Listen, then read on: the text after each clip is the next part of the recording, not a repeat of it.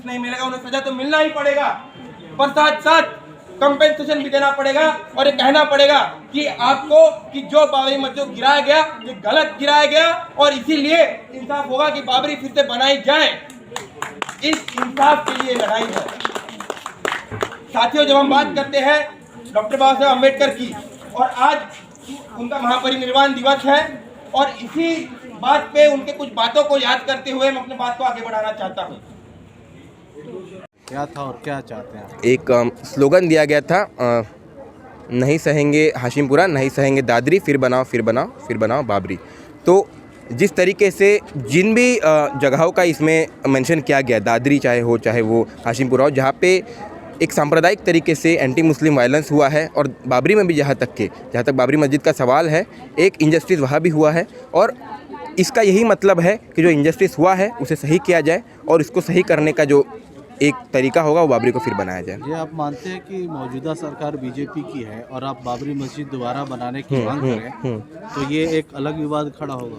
देखिए, मौजूदा सरकार जब मौजूदा सरकार नहीं थी, जब मौजूदा सरकार विपक्ष में थी, जब उनके 2 सीट थे, तब उन्होंने बाबरी मस्जिद को तोड़ने का एक आंदोलन शुरू किया और उससे इस देश में किस तरीके से सांप्रदायिकता बढ़ा, किस तरीके से हालात ख़राब हुए वो हम सबको पता है।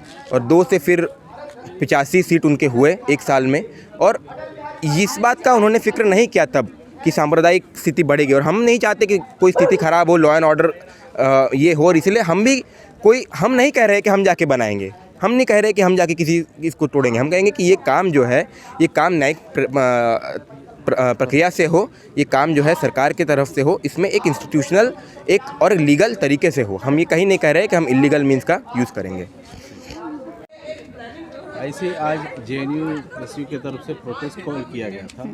आपत्ति किस बात को लेकर के? बाबरी मस्जिद तोड़ने या फिर तोड़ के राम मंदिर बनाया जा रहा है उस बात की बात है कि बाबरी मस्जिद को जिस तरीके से एकदम एक कॉन्सेंट्रेटेड प्लान तरीके से तोड़ा गया, दूसरा एक मूवमेंट उसके इर्द गिर्द चलाया गया था VHP BJP RSS द्वारा कि बाबरी मस्जिद को तोड़ा जाए। और आज के समय पे हम लोग जो स्लोगन सुन रहे हैं कि बात बाबरी तक सिर्फ नहीं है, बात है आने वाले समय में वो लोग जिस तरीके से बोल रहे हैं कि काशी भी है, मथुरा भी है, तो ये एक जो सांप्रदायिक जो माहौल है उसको ख़राब करने की पूरी कोशिश फिर से किया जा रहा है।